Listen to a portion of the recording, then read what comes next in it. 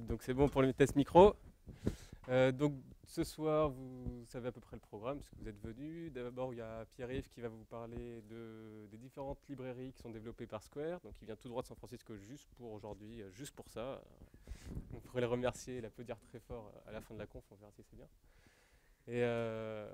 Et voilà, vous aurez quelques petites annonces entre les deux confs, suivi ensuite par la conf de Xavier qui nous vient d'Intel, qui va nous parler du second screen qui est caché derrière le poteau là-bas, qui va nous parler des solutions second screen développées par Intel, et pour faire des super présentations avec votre téléphone Android ou iPhone ou Windows Phone.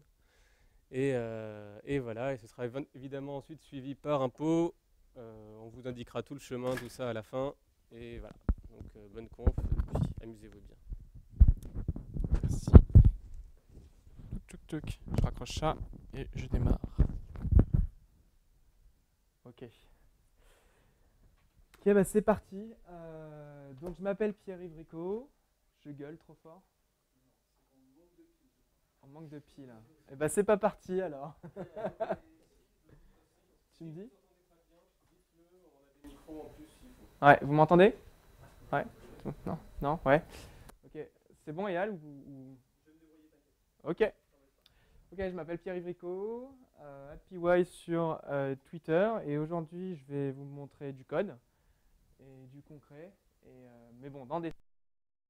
Voilà, et je vais vous montrer comment on utilise nos librairies et comment on les assemble ensemble. Donc, je bosse pour Square. Qui a déjà entendu parler ou a une vague idée de ce que c'est que Square dans la salle? Bon, une bonne partie de l'audience quand même, c'est peut-être pour me faire plaisir, mais bon. Donc Square, c'est une entreprise qui fait, enfin c'est une start-up à la base, qui fait du paiement, qui transforme votre smartphone en terminal de paiement. Et en fait, en gros, dans cette boîte, on a à peu près 500 employés maintenant. Il y a des gens qui font, des ingénieurs qui font du hardware, du software, de la data vis, de l'analyse de risque. Enfin, il y a tous les métiers possibles et imaginables, tout ce qui est lié au software en général. Enfin, justement, il n'y a pas que du software, il y a du hardware aussi. Ce qui est assez intéressant chez Square, là c'est la petite minute pub, ce qui est vachement intéressant, c'est qu'on bosse en équipe cross-fonctionnelle, donc on est dans des petites équipes, et on se concentre sur des features avec un mec du hardware, un mec du software, un mec du serveur, et on essaye de livrer le plus souvent possible. Et donc on s'est posé la question comment livrer plus vite, comment sortir des nouvelles features, sortir des nouvelles releases, etc. Et donc on a essayé ça, mais en fait, on s'est aperçu que ça marchait dans un premier temps, et en fait à long terme ça ne marchait pas. J'ai fait mon téléphone. Et en fait, l'autre solution évidemment, enfin c'est un peu ce que ça représente aussi, c'est de travailler plus pour livrer plus. Ça marche, ça marche, désolé pour la petite blague, ça marche bien à court terme, ça marche pas très bien à plus ou moins long terme. Puisque à la fin, ce qui arrive, c'est ça, c'est-à-dire que vous avez des crashs, vous avez un code que vous n'arrivez plus à maintenir, vous n'arrivez plus à livrer de nouvelles features. Donc, comment on fait? C'est assez simple. L'idée, c'est de raccourcir ce qu'on appelle les boucles de feedback, c'est-à-dire être capable de livrer et d'avoir des retours très rapidement, ou même sans livrer, d'avoir des retours très très rapidement. Pour faire ça, c'est un ensemble de, on va dire, 3 principes: du test, du découpage, et quand je dis composants techniques, en fait, c'est des librairies techniques qui vont nous permettre d'éviter d'avoir à redévelopper tout un tas de composants qu'on utilise d'habitude. Vous connaissez, hein, c'est le principe des librairies, de toute façon. Et le découplage, c'est ce qui consiste à séparer différents composants pour éviter que tout le code soit lié et donc soit difficile à maintenir. Voilà, donc aujourd'hui je vais vous présenter ces 6 librairies. Donc ça va être un petit peu la course. Si vous avez des questions, j'y répondrai à la fin. Notez-les. Et sur vos smartphones, on est en 2013 maintenant. Et voilà, et on démarre tout de suite avec Dagger. Bon, qui a déjà utilisé Dagger, même sur un projet exemple. Donc c'est bien, là une personne. Alors, bon, donc Donc carte en anglais c'est un panier. J'ai pris l'exemple classique ce qu'on fait nous c'est en fait un truc où on peut payer et acheter des objets, donc acheter des prix, donc il y a un panier dans lequel on va mettre des objets. Et on peut swiper des cartes, c'est-à-dire on a une carte bancaire et on peut la passer dans le lecteur pour payer. Ce panier, donc en fait, on s'aperçoit qu'il a des settings, qui vont être les settings de l'utilisateur, et qui lui permettent de dire si on peut ou pas swiper une carte. Et donc on va avoir un test. Je dis que quand on... ça c'est Mockito. Ah, petit souci. Changer les piles. C'est bon, je continue. Donc l'idée c'est que avec Mockito, on définit, donc ça c'est du classique, on dit quand on me demande si les settings acceptent des créditeurs, je dis. Et ensuite je vérifie que si je demande est-ce qu'il peut swiper une carte, je dis c'est vrai. Donc settings là c'est une interface. Le problème qu'on a là, c'est un petit exemple, donc c'est pas vraiment représentatif, mais tout le reste. Ça marche? Ah, c'est le téléphone. Le problème qu'on a avec ce code là en fait,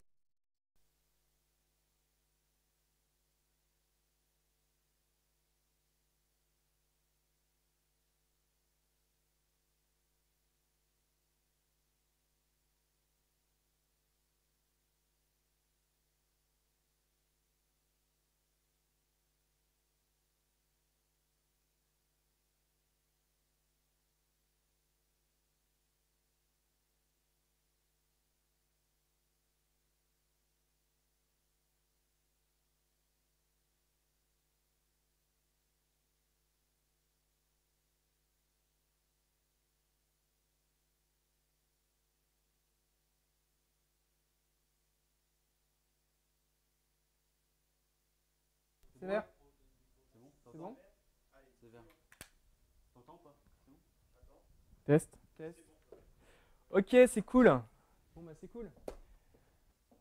Et donc, vous avez déjà eu ce problème-là, vous retrouvez, dès que vous voulez créer un objet, vous retrouvez, alors attends, j'ai besoin de settings, j'ai besoin de machin, j'ai besoin de trucs, et je les crée, mais dans quel ordre, et ça a besoin de ça, etc. Et c'est compliqué. Et en plus, on s'aperçoit qu'on écrit plein de tests, donc on a besoin de le faire à plein d'endroits, et puis après, on en a aussi besoin dans l'application. Et Dagger, en fait, c'est ce qu'on appellerait une librairie d'injection de dépendance. Ça permet de résoudre ce problème. Donc l'idée, c'est que on va par exemple mettre là-haut, vous voyez, sur le constructeur du panier, je vais dire, je vais mettre une annotation @inject qui va dire, vas-y, tu te débrouilles, tu me crées un panier, et pour créer un panier, tu me fournis des settings. Ensuite, on va avoir une classe de configuration qui s'appelle un module, qui explique en fait, en gros, ça permet de dire, quand tu as besoin de settings, attends, appelle cette méthode, vous voyez, ça regarde le type de retour, @provide, ça veut dire qu'elle fournit quelque chose, des settings. Et cette méthode, elle prend en entrée un file back settings, par exemple, donc c'est des settings sur le système de fichiers. Et donc en fait, là c'est relativement simple, mais ça pourrait construire un nouvel objet à partir de l'ancien, etc. Donc ça permet, en gros, vous savez que vous allez construire un panier. En fait, derrière, ça va être un file back settings qui va être dedans. Et puis derrière, on retrouve dans notre activité, on est sur Android, on va injecter le panier. Toc. Et donc, qu'est-ce qu'on fait en pratique sur Android? Ce serait bien que j'ai mis... Non, j'ai pas de notes, peut-être pas. Comment on fait ça, chez Square, et comment on utilise Dagger de manière générale? Donc vous voyez, vous retrouvez la classe Activity, la classe Application qu'on retrouve en général sur Android. On se fait une classe Base Activity qui va être dans laquelle vont étendre toutes nos activités. On récupère l'instance de l'application et on lui demande d'injecter this, qui est donc l'activité. Derrière, Dagger va se débrouiller tout seul. Il va voir, tiens, il y a @inject. Il faut un panier. Tiens, le panier, il a besoin d'un settings. Tiens, quand le module, il me dit que quand on me demande des settings, il faut fournir des file back settings. Je crée une instance de file back settings. Je crée tout ça et je l'injecte dans le champ. Et là, vous voyez qu'en fait, qu'est-ce qui se passe concrètement quand on crée, comment est-ce qu'on construit un module? Comment on construit, le graphe. Le graphe, c'est ce qui va permettre d'injecter des objets. Et pour le construire, on a besoin de créer le module que je vous ai montré tout à l'heure avec la notation module. On donne ça à la méthode statique create sur l'object graph et on obtient un object graph. Donc là, avec ça, c'est assez magique, ça marche tout seul. Un point que je n'ai pas montré. Le module là, il définit Cart Activity et Payment Activity en tant que point d'entrée de ce module. C'est-à-dire que il explique, en fait, ça permet de dire ces classes-là, je ne sais pas comment les créer. Par contre, je vais être capable de les analyser. Et si on me demande de les injecter, c'est ce qu'on a fait ensuite sur ici en haut, là, application.injectThis, et ben, je serai capable de leur fournir les composants dont elles ont besoin. Donc ensuite, bah, ça nous permet d'écrire des tests. Alors, ça a l'air plus compliqué que tout à l'heure, en fait, mais je sais, c'est normal, c'est l'effet que ça fait au début. Et quand vous commencez à en avoir beaucoup, ça devient beaucoup plus simple et facile parce qu'ensuite, vous arrêtez de refaire ce travail. Là, on a notre test. On recrée le module comme on a fait tout à l'heure dans l'application, mais on lui rajoute un autre petit module de test qui va étendre ce module. Vous voyez, il va dire, moi, je suis capable de remplacer certaines de tes configurations. Je vais injecter la classe de test qu'on voit là. Et bah, quand on me demande les settings, au lieu de fournir les settings qu'il y avait avant, bah, tu vas fournir un faux settings. Donc ça, c'est avec Mockito, on dit un mock de settings. Et donc l'idée, c'est que du coup, je peux écrire mon test. Je vais injecter dans mon test directement les composants dont j'ai besoin. Et je vais écrire mon test comme auparavant.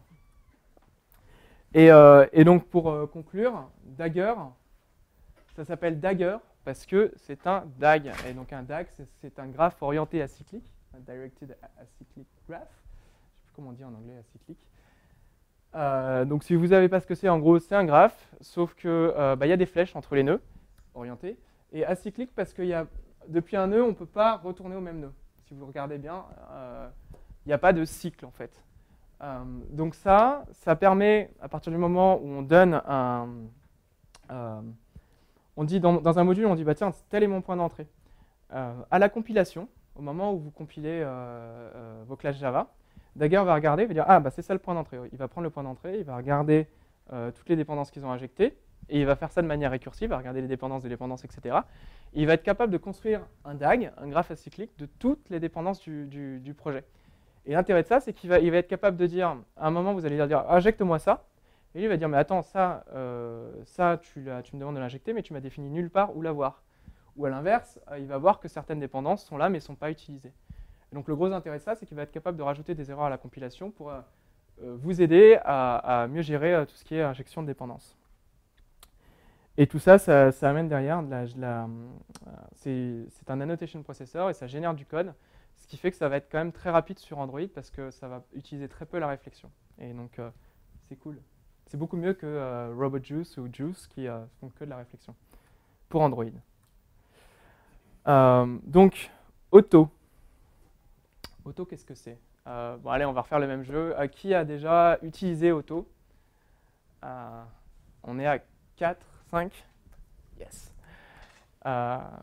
Auto, c'est un event bus.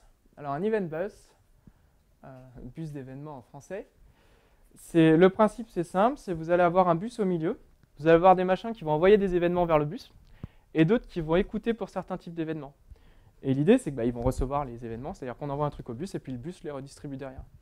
Le gros intérêt d'un event bus, c'est que ces deux machins qui finalement communiquent entre eux, ils ne sont pas au courant de leur existence mutuelle. Donc j'ai machin A qui envoie un message, machin B qui le reçoit, mais machin A ne sait pas que machin B existe. Donc avec des termes un peu plus autres que machin. Là, je ne sais pas si c'est clair, mais on a le bus, on a un autre panier tout à l'heure, un lecteur de carte, donc on va dire que c'est le composant, quand on passe la carte, c'est lui qui dit « Ah, il y a quelqu'un qui a swipé une carte, il faut que j'envoie un message en disant « Ah, il y a un swipe ». Donc on commence avec les deux composants qui sont le panier. Donc le panier, lui, il veut savoir quand est-ce qu'on swipe, et puis un truc qui log, qui va dire bah, « Tiens, il y a eu un swipe ». Tous les deux s'enregistrent au niveau du bus, le lecteur de carte envoie un swipe, du coup tous les deux reçoivent « Ah tiens, il y a eu un swipe ».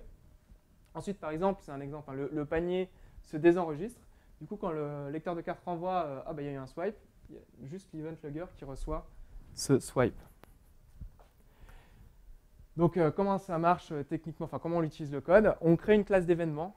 Dans un bus d'événements en général, il faut des clés pour les messages qu'on envoie.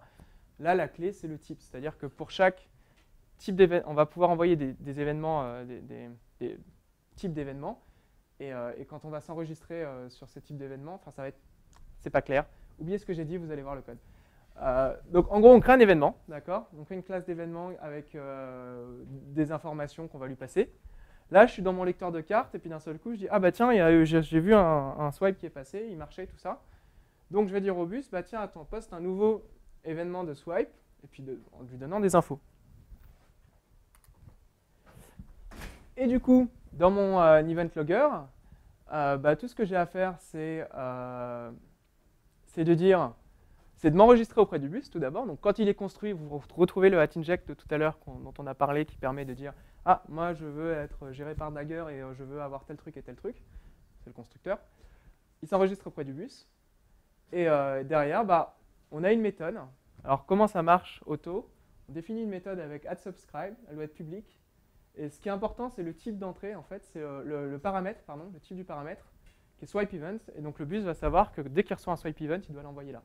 Donc là, on fait quelque chose avec. Et pareil pour le panier, qui va pareil s'enregistrer au niveau du bus, avoir une méthode qui s'abonne au type swipe event et faire quelque chose avec ça.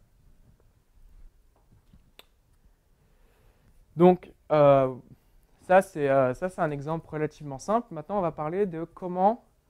Alors, c'est vrai que vous n'aviez jamais entendu parler d'Auto, mais moi, avant de rejoindre Square, j'en avais un peu entendu parler, j'avais commencé à essayer. Mon gros problème, c'était, mais comment on fait tout marcher ensemble? Ça a l'air mystérieux, ils ont ça d'un côté, ça de l'autre, comment ils joignent tout le bordel, quoi.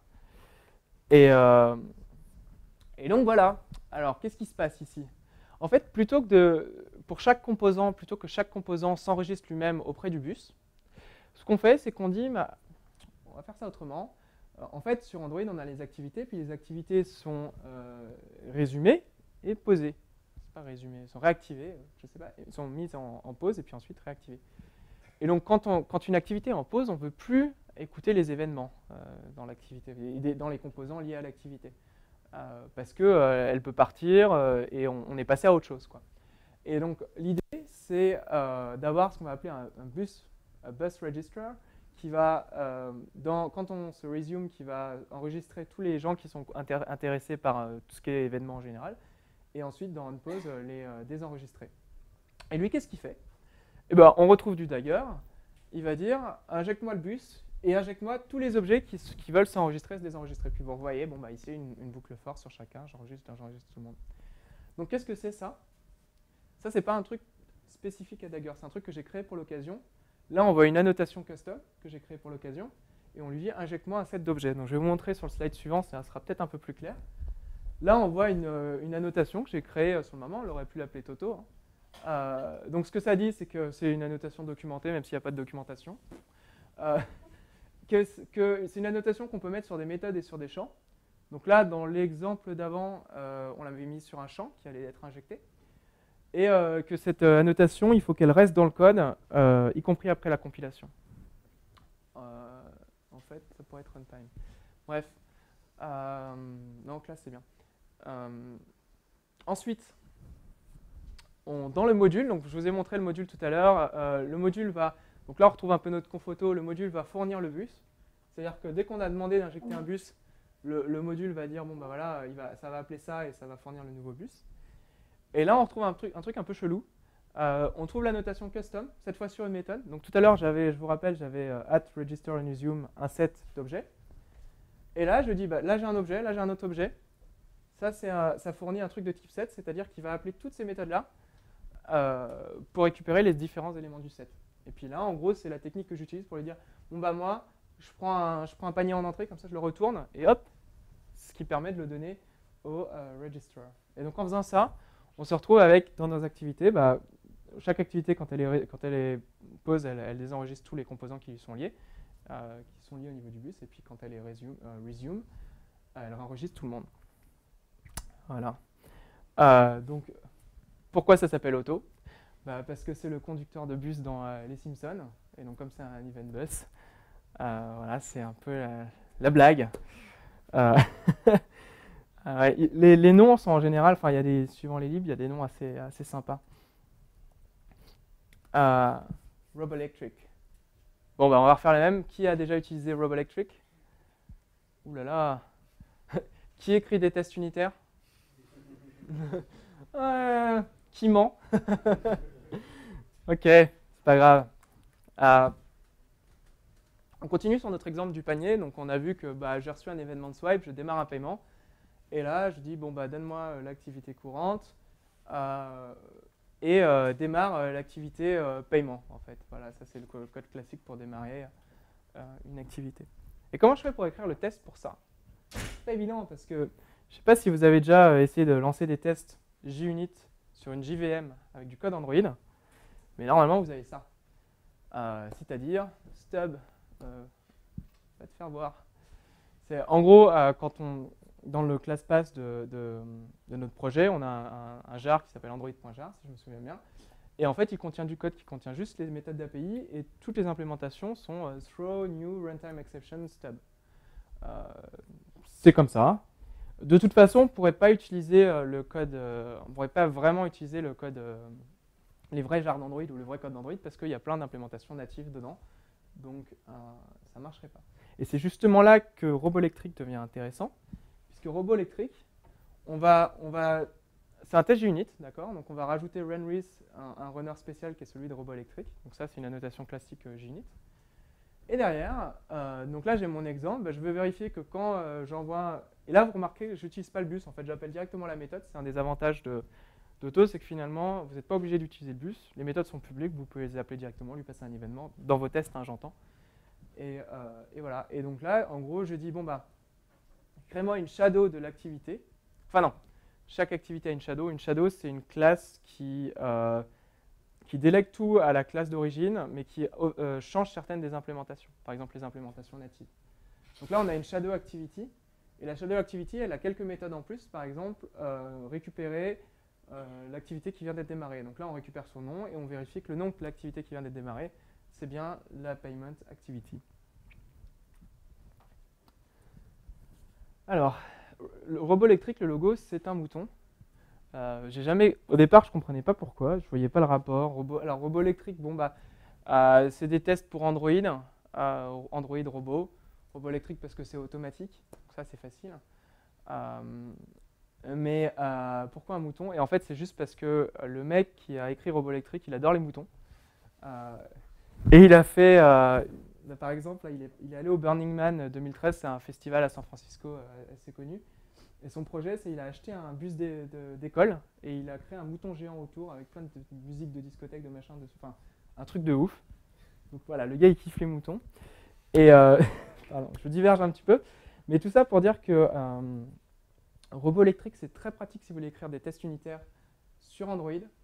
Parce que si vous n'utilisez pas ça, en gros, l'autre option, c'est soit vous écrivez des tests unitaires qui n'utilisent pas du tout, qui ne référencent aucune classe d'Android, soit vous lancez vos tests unitaires directement sur un émulateur ou un téléphone, ou sur une Dalvik VM. Il y a, je ne sais plus le nom du projet, mais il y a la possibilité aussi de démarrer une Dalvik VM directement depuis votre laptop, en dehors d'un émulateur. Ça peut servir à ça aussi. Mais le problème, c'est que c'est quand même beaucoup plus lent de toute façon que de démarrer juste des petits tests unitaires dans une JVM. Donc JVM, hein, c'est la VM Java, et puis la Dalvik, c'est celle d'Android. Je précise, normalement, vous êtes au courant. On va continuer avec Retrofit. Donc là, on en a fait 3 déjà. Cool, on a la moitié. Qu'est-ce que c'est que Retrofit? Alors, Retrofit, c'est une librairie pour écrire des clients REST. Vous allez vous rendre compte que, je suppose que vous avez déjà eu le problème, vous devez, sur Android, vous appelez tout le temps des backends. Et c'est quand même pas pratique. Alors, il y a des trucs fournis de base, mais c'est pas évident.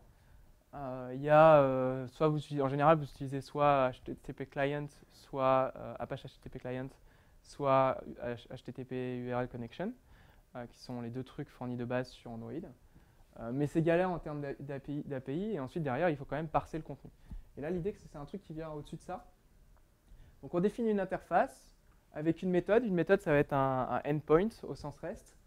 Donc là, par exemple, je sais que cette méthode, elle va faire un post sur /p/mon amount, et le mount, je le passe en paramètre avec le addPass.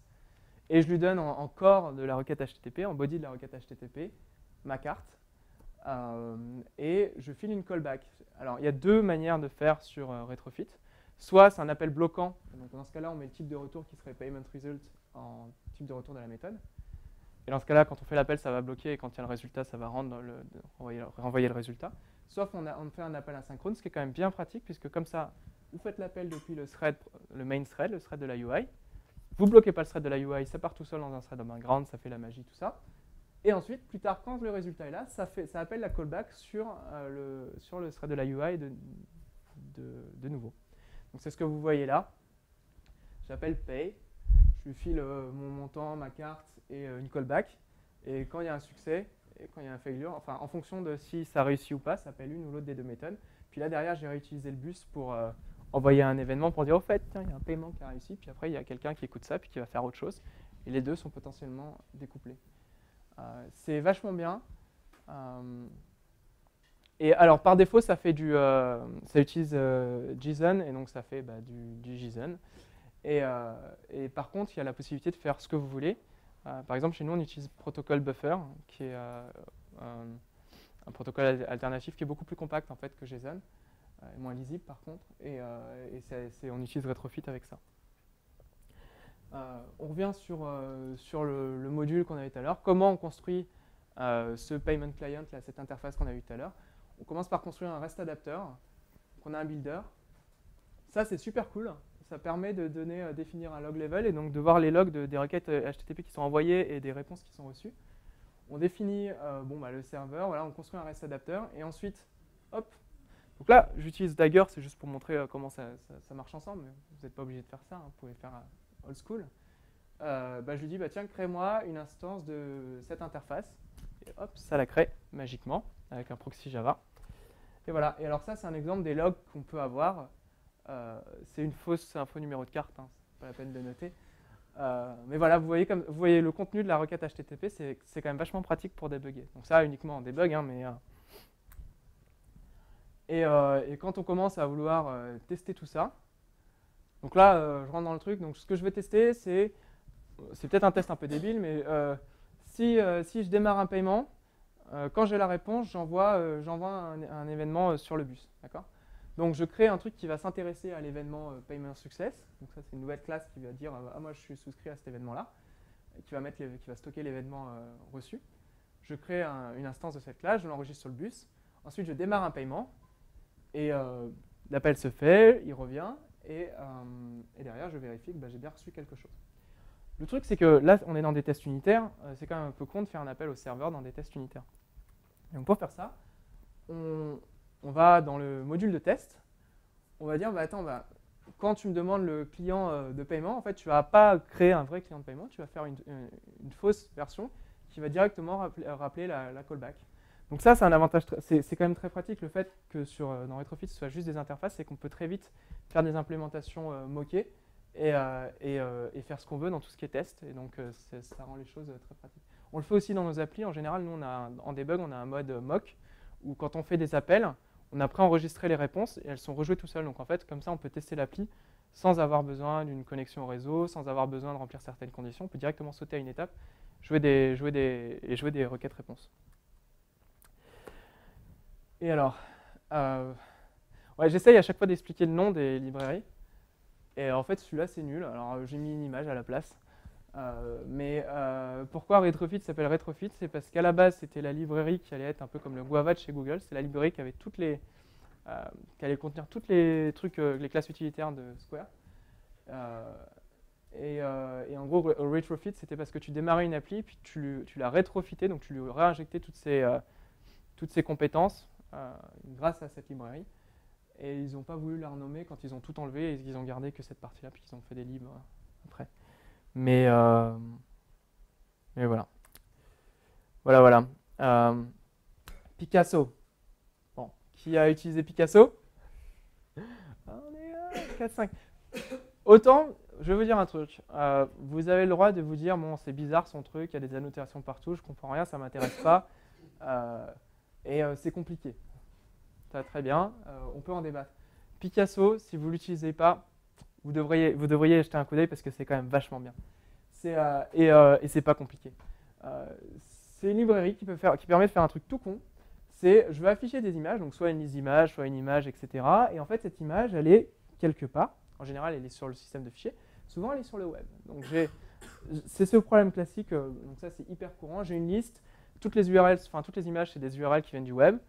je veux faire du caching sur le disque pour ne pas la télécharger 2 fois, je veux faire du caching en mémoire, je ne veux pas faire de fuite mémoire, pas de leak, etc. Je veux que ça soit fluide. C'est compliqué. Jusqu'à il n'y a pas longtemps, je ne connaissais pas de solution. Il y a Google qui a sorti Volley il n'y a pas longtemps, mais Picasso, c'est mieux.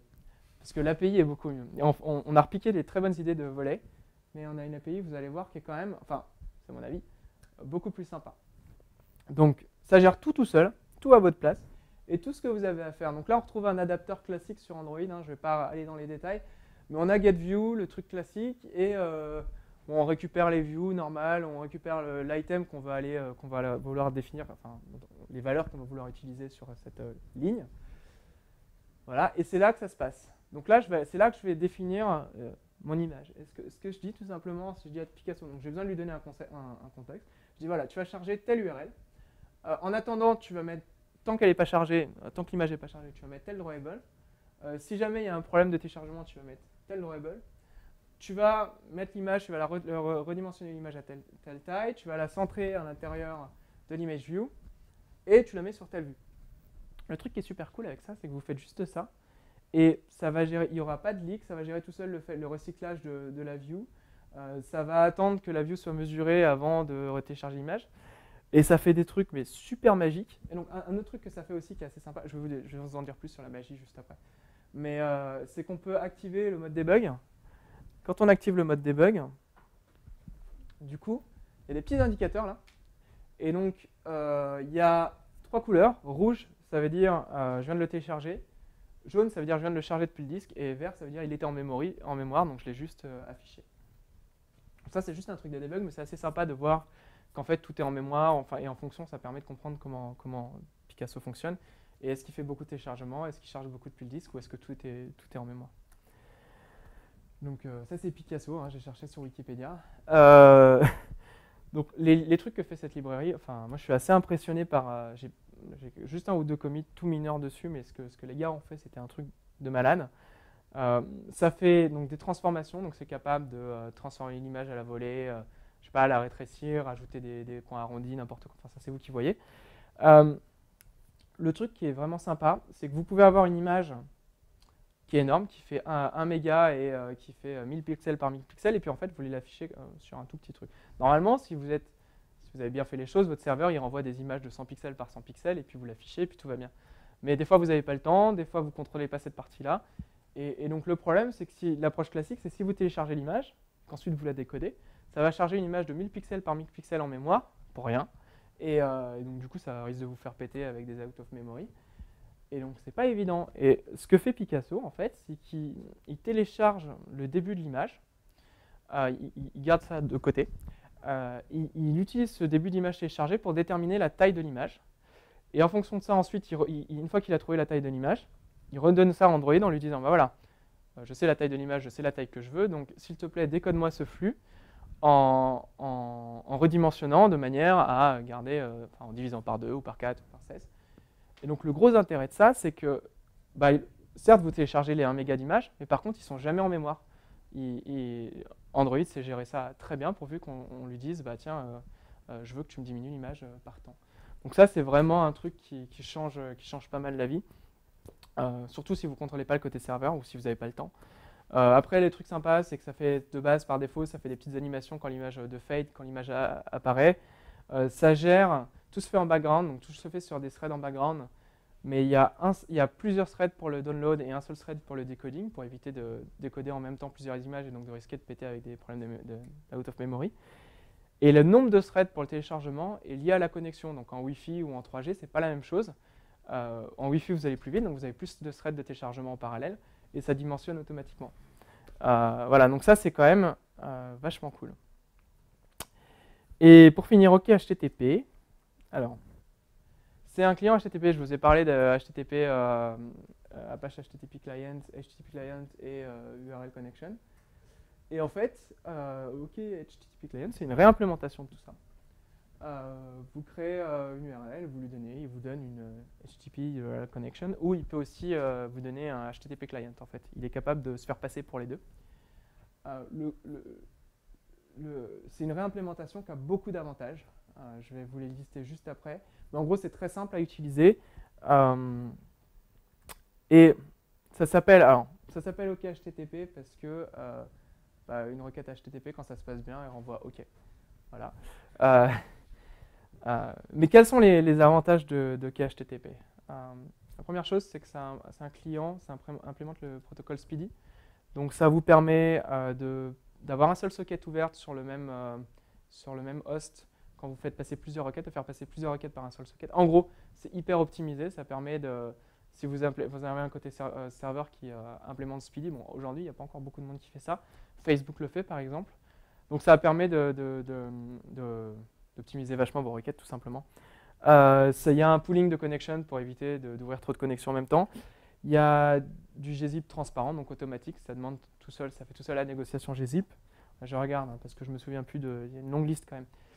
Un truc super sympa, ça fait du caching sur le file system. Donc je ne sais pas si vous savez, à partir de Ice Cream Sandwich, HTTP URL Connection, ils ont changé l'implème et si on demande 2 fois la même URL et que le résultat n'a pas changé, elle va l'avoir stocké sur le disque et donc être capable de renvoyer la réponse directement sans attendre de la télécharger depuis le serveur. Et donc OK HTTP a ça implémenté dessus, donc même avant ICS, vous pouvez bénéficier de ça, donc c'est des super optimisations. C'est tellement bien qu'ils ont décidé de l'utiliser dans AOSP. Donc je ne sais plus dans quelle version, mais je sais qu'ils l'ont intégré dans la version open source, enfin dans Android en fait, tout simplement. Et le dernier point, c'est qu'évidemment, je vous ai montré Retrofit et Picasso, et ces deux librairies sont capables de détecter OK HTTP et de l'utiliser directement.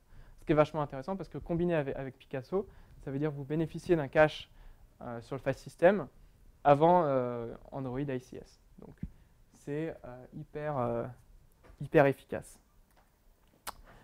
Voilà, je vais passer à la conclusion. Donc juste un truc, je vais vous rappeler, juste pour préciser, je vous ai montré plein de livres, je vous ai montré comment les utiliser ensemble, mais elles sont indépendantes, vous n'êtes pas obligé de tout utiliser, vous n'êtes pas obligé de rentrer dans Dagger et Auto tout de suite. Moi j'adore, mais ça prend un petit peu de temps, donc il faut regarder. Mais vous pouvez utiliser ce que vous voulez dans l'ordre que vous voulez. Et au final, je vais finir sur une petite question. Est-ce que vous savez qui c'est? Ça vient d'où? Est-ce que vous avez déjà vu ce bout de code? Est-ce que vous avez une idée de celui du haut? C'est genre Arelist ou un truc comme ça. Alors on a Eurelist, notre proposition. C'est pas loin, j'entends ouais. En fait c'est Euredec. Mais c'est loin. C'est plus performant qu'une Eurelist. Je vais vous expliquer pourquoi je vous montre ça après. Ça vous dit quelque chose ou pas? Pas obligé non plus. Hein. C'est la classe loaded APK qui est utilisée par la classe, qui est appelée par la classe ActivityThread. Pourquoi je vous montre ça? C'était un peu je pense qu'on m'aurait montré ça, j'aurais pas non plus su dire ce que c'était. Mais c'était pour faire un petit peu un appel du pied à prendre certaines pratiques, on va dire. Je trouve que je vous ai montré des librairies open source aujourd'hui. Ce qui serait cool, c'est que plutôt que d'ajouter le jar dans votre projet puis de l'utiliser, d'être content, c'est que vous allez regarder les sources pour fixer des bugs si vous voulez, ça serait super sympa, mais pas seulement en fait. C'est surtout pour vous en fait. En tout cas, moi, c'est vraiment une pratique qu'on m'a appris et que j'ai trouvé extraordinaire, c'est chaque fois qu'on peut, il faut aller regarder les sources. Parce que ça permet deux choses, ça permet de mieux comprendre comment utiliser la librairie ou le framework ou quoi que ce soit. Mais surtout, ça vous permet de découvrir des trucs. En général, on apprend des trucs de malade en regardant les sources. Voilà, si vous savez ça, vous avez une chance sur 4 de réussir l'entretien chez Square. Vous avez une chance de réussir un entretien sur 4 chez Square, par exemple. Voilà, parce que c'est aussi simple que ça, mais souvent, un des entretiens, c'est ça. Mais de manière plus générale, ça apprend vachement en tant qu'ingénieur, en tant que développeur. Donc, voilà, ce que je voulais faire passer comme message, c'est ah bah tiens, j'ai oublié de changer le titre. Voilà, c'est qu'il faut lire les sources. C'est super important et n'hésitez pas. Chez Square, on est beaucoup là-dedans. On aime beaucoup l'open source. Donc on a fait par exemple un truc qu'on appelait la Open Source Hack Week. On a bossé pendant une semaine à sortir des nouvelles versions de nos projets open source. On fait des Hack Week tous les trimestres. Où en gros, pendant une semaine, on bosse sur des trucs qui n'ont rien à voir avec le taf normal et on s'amuse, on fait des conneries, des téléphones en forme de banane, il y a vraiment des trucs de folie. Mais c'est super intéressant parce que c'est potentiellement comme ça que des nouveaux produits surgissent Et on a un certain nombre de nos produits qui sont sortis de ces semaines de hack. Donc voilà, je vais terminer là. Tout ce que je vous ai montré ce soir est disponible sous forme d'un projet qui compile et qui tourne. Donc vous pouvez aller repiquer, vous pouvez faire des pull requests ou m'insulter si vous trouvez que j'ai dit des conneries. Si vous cherchez du taf à San Francisco. Puis ça, c'est mon site. Voilà. Si vous avez des questions.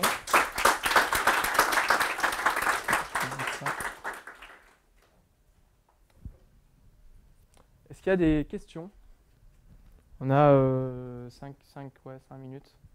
Vas-y, tu veux faire passer un micro? Comment on fait? Non, tu répéteras les questions. Ça marche.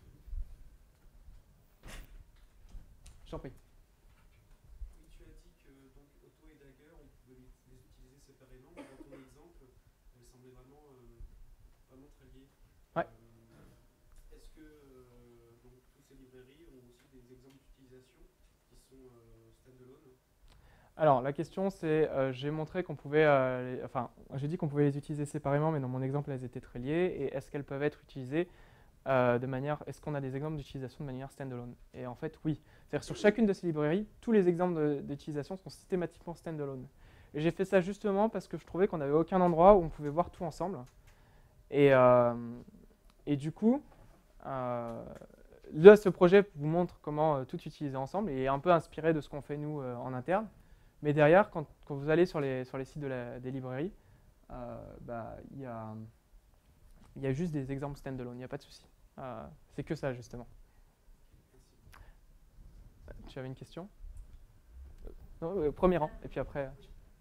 Picasso, tu as montré que s'il y a une erreur, on peut montrer une image d'erreur, mais si on veut montrer plusieurs différentes images d'erreur selon l'erreur, est-ce que ça c'est possible?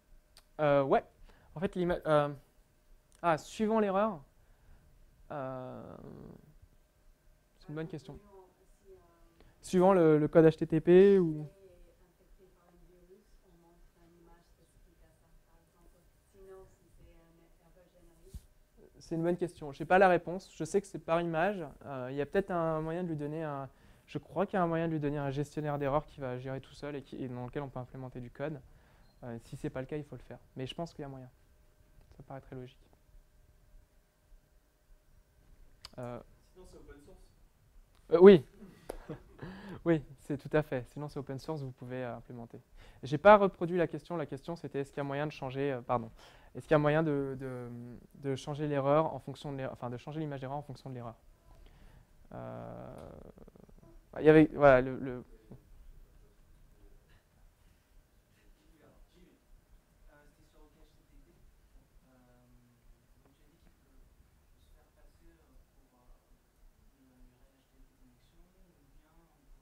Apache.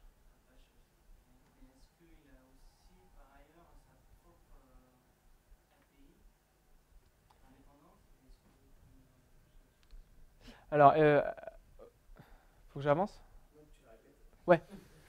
Est-ce que c'est ce que j'allais faire? Est-ce que OK HTTP Client, donc OK HTTP Client peut se faire passer pour Apache HTTP Client? Non, qu'est-ce que je raconte?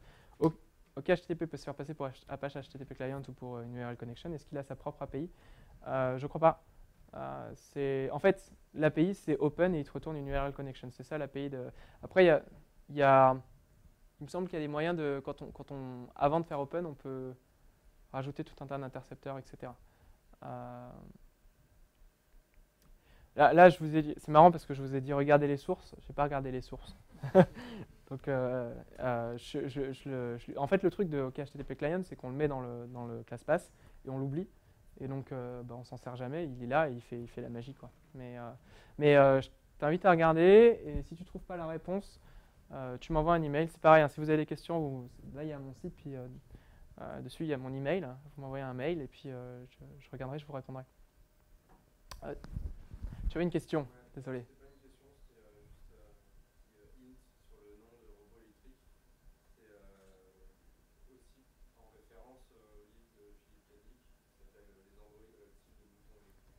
Ah, énorme, je ne savais pas.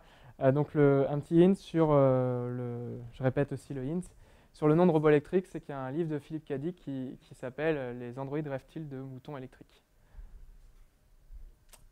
Question? Dans l'exemple sur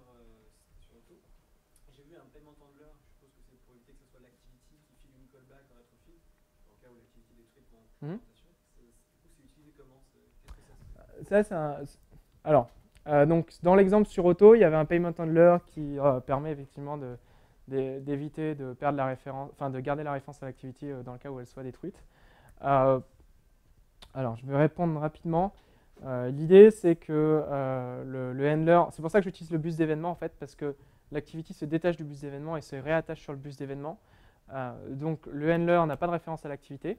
Il envoie un événement et en fait, dans le vrai code, il garde aussi une référence au résultat et l'activité peut redemander le dernier résultat. Tout est sur la première URL et vous pouvez aller regarder. Et c'est juste une manière de faire. C'est une manière, effectivement, là, le code que je vous ai montré, ça n'utilise pas les async tasks parce que c'est de la merde. Romain, si tu me vois. Ça utilise